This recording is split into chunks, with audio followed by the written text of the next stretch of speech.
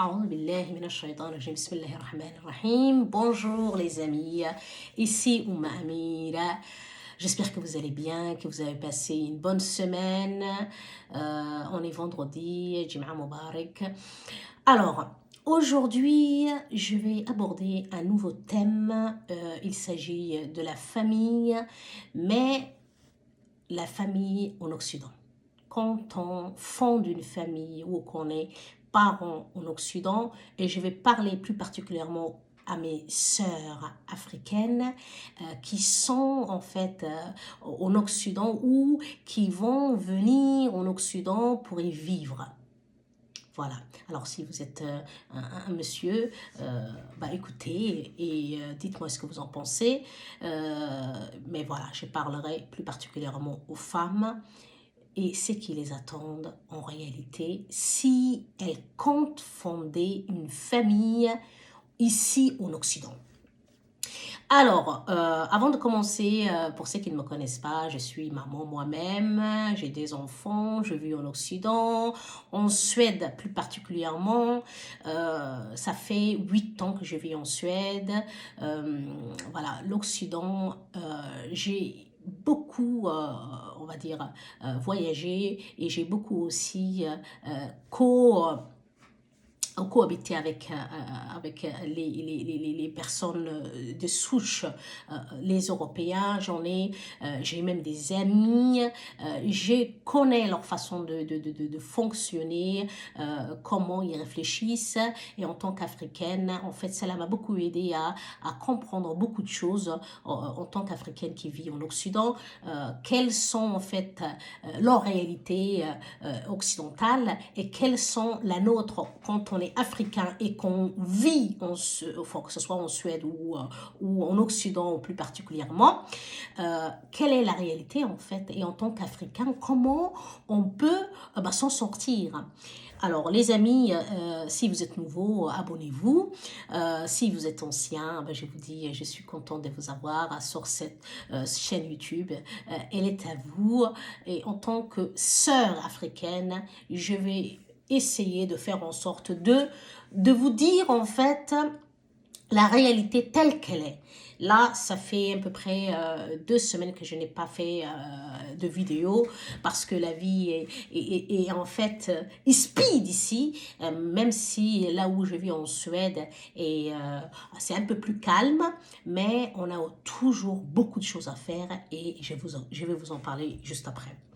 Alors les amis, pour commencer, quand on est en tant que femme et qu'on est africaine et qu'on vient vivre en Occident, que ce soit le Nord-Américain ou que ce soit ici en Europe, en fait la réalité c'est pareil partout. En tant que femme africaine, vous allez avoir beaucoup des choses que vous ne saviez pas avant quand vous étiez en Afrique qui vont se présenter à vous. Alors déjà je vais parler aux femmes mariées.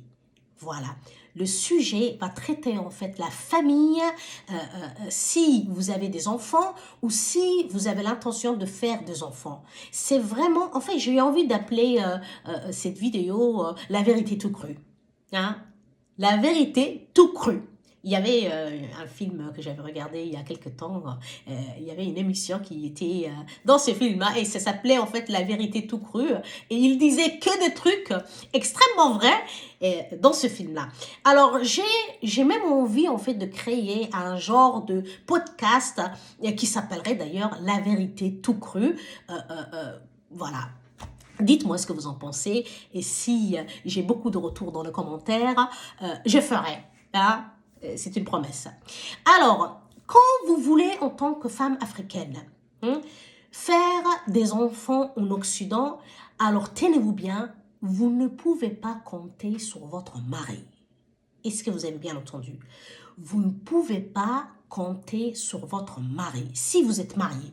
Parce qu'en fait, quand on fait des gosses, des enfants, en Occident, la mère est en fait totalement responsable de l'enfant ou des enfants, et surtout si vous êtes immigré, étranger, africain, en fait, la société occidentale va juste voir la mère, va juste, en fait, la responsabilité va être plus vers la mère que vers le père. Il y a des pères extrêmement gentils qui aident leurs femmes, mais c'est une minorité. Il faut se dire la vérité tout cru.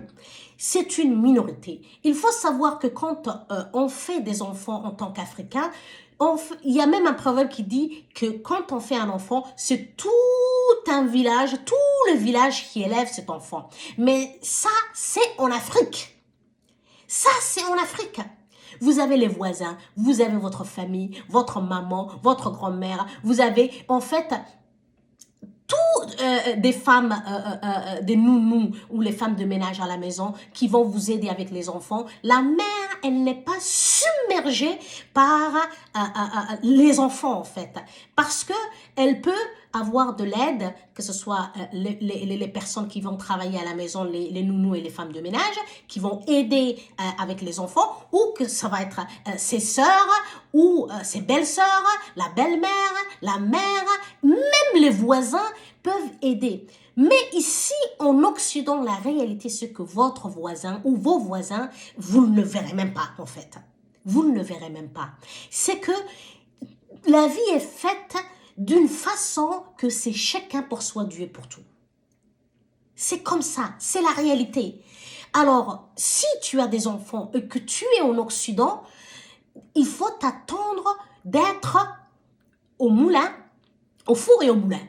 Au four et au moulin. Ça veut dire, tu vas 24 heures sur 24, tes enfants seront sur ton dos. Ça veut dire, s'ils ont un problème à l'école, c'est vous qu'on va appeler. Si les enfants, pour les ramener à l'école, c'est vous qui allez les ramener à l'école. En fait, votre mari, s'il est quelqu'un de bien, quelqu'un qui a peur du Seigneur, quelqu'un qui comprend la difficulté d'élever les enfants, il va vous aider en fait.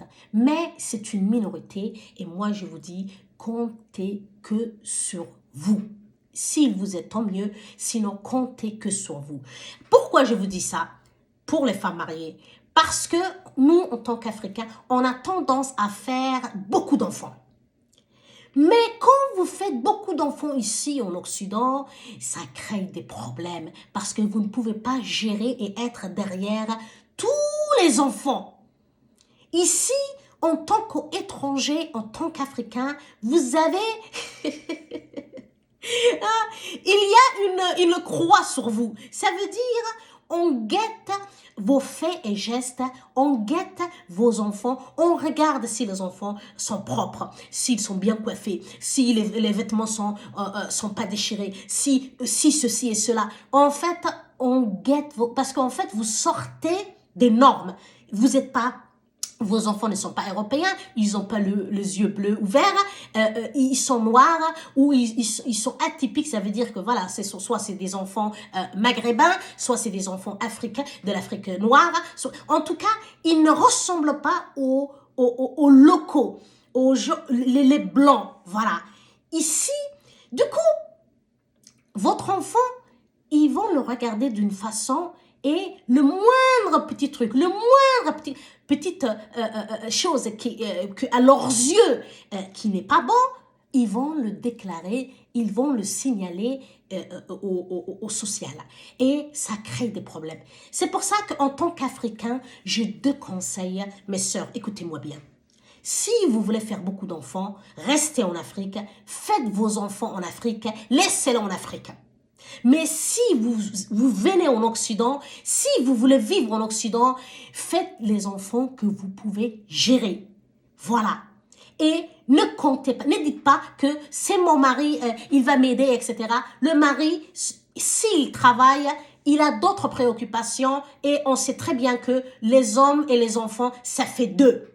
Il ne faut pas se voiler la face. C'est la vérité tout cru. Les enfants et le papa, c'est deux. Le papa, il peut acheter des cadeaux, il peut leur offrir des trucs, il peut de temps en temps, une fois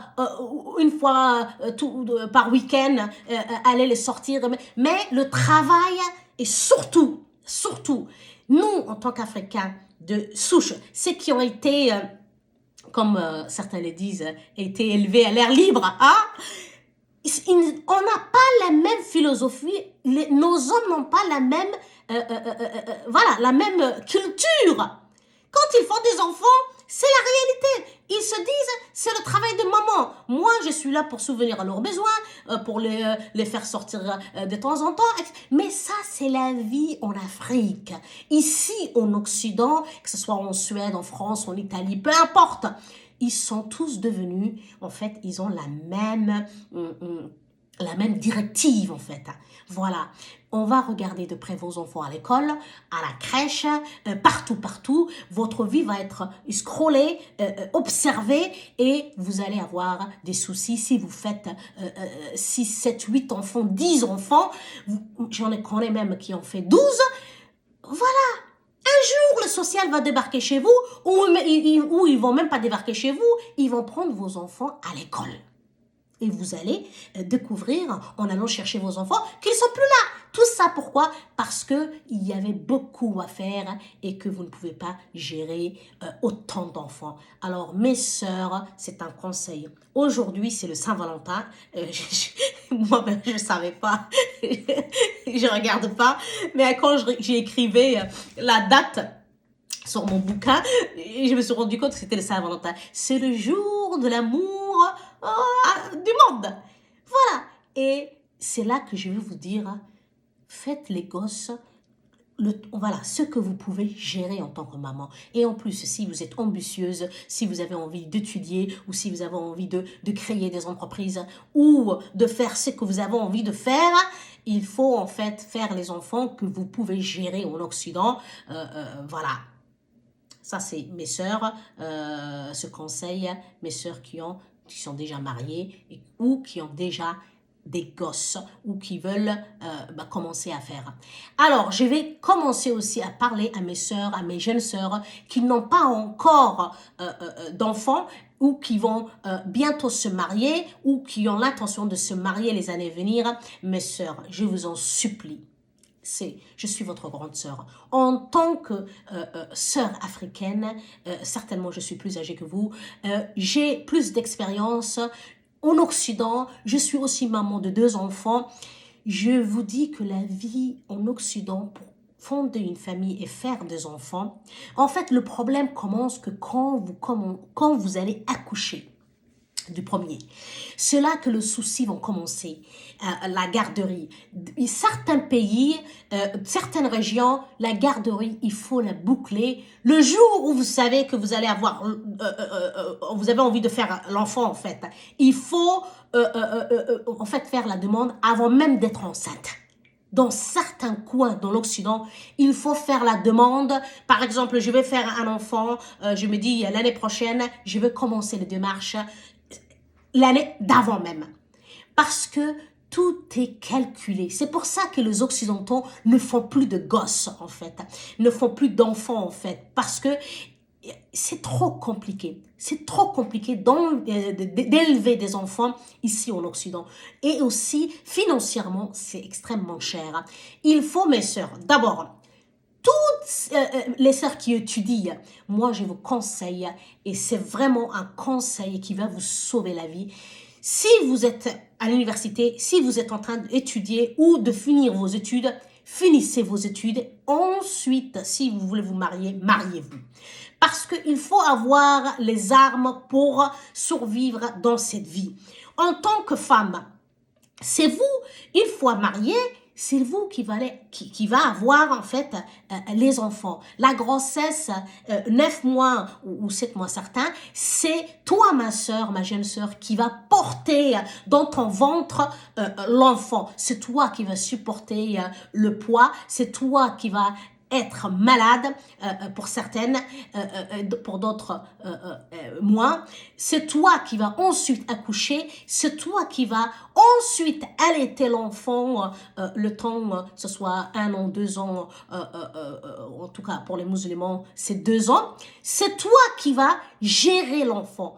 Alors, si tu as des ambitions d'étudier, de finir l'université ou de faire une formation professionnelle quelconque, je te conseille, ma sœur, d'attendre le mariage. Si tu as l'intention de te marier, commence à finir tes études, ensuite marie-toi, et là, tu peux avoir ton enfant et tu pourras t'en occuper une fois l'enfant arrivé. Il faut aussi, mes sœurs, choisir un mari.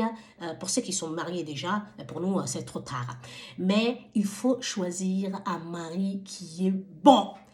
Un mari qui connaît les lois de Dieu, qui sait la valeur que la femme a, qui sait la valeur de la famille, qui peut t'aider pendant ta grossesse, pendant l'accouchement et après en fait, qui peut t'aider avec l'enfant.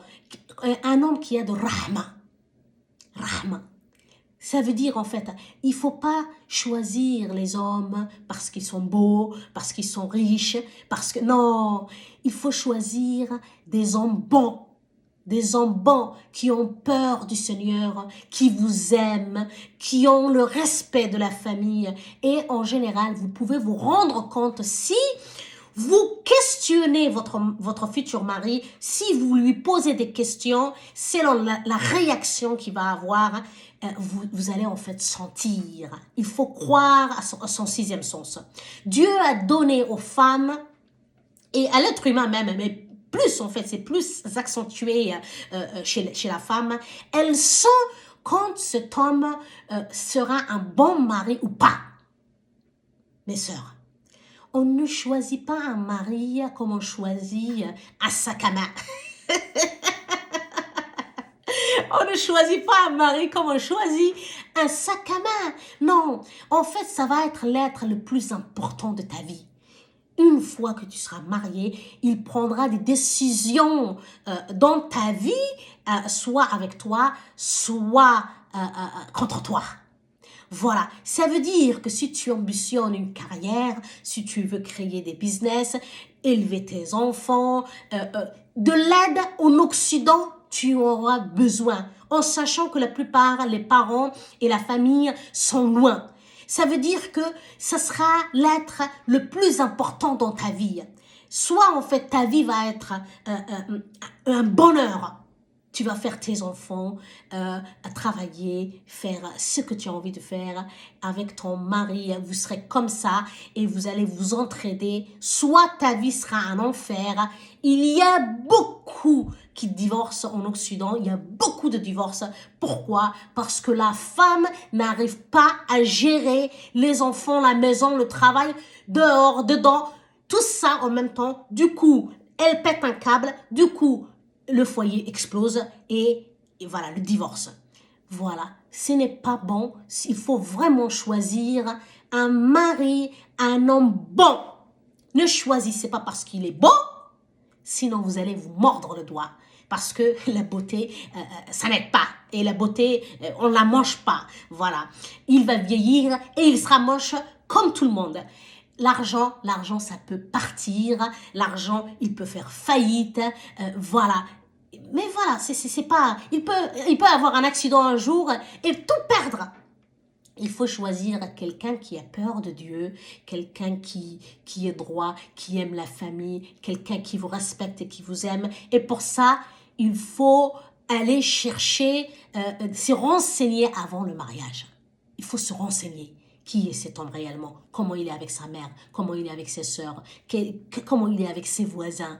Est-ce qu'il est pieux? Est-ce qu'il est quelqu'un qui a peur de Dieu? Est-ce qu'il est honnête? Voilà, tout ça. Parce que le jour où vous aurez vos enfants, il pourra t'aider. Il aura de rahma. En fait, il verra sa femme avec l'enfant qui vient d'accoucher. Voilà. Et il fera en sorte d'aider. Voilà. C'est très important. Alors, toi, ma sœur, qui n'est pas encore mariée, et toi qui es mariée, il faut vraiment faire attention quand vous êtes en Occident ou que vous allez venir en Occident pour y vivre en tant que famille. Et n'oubliez pas aussi, toi, ma sœur, qui n'a pas encore de mari, il faudra choisir selon ce que tu vas faire comme activité, selon le mariage que tu as, combien d'enfants tu peux gérer. Combien d'enfants? Si tu peux gérer un enfant, fais un. Si tu peux gérer deux, fais deux.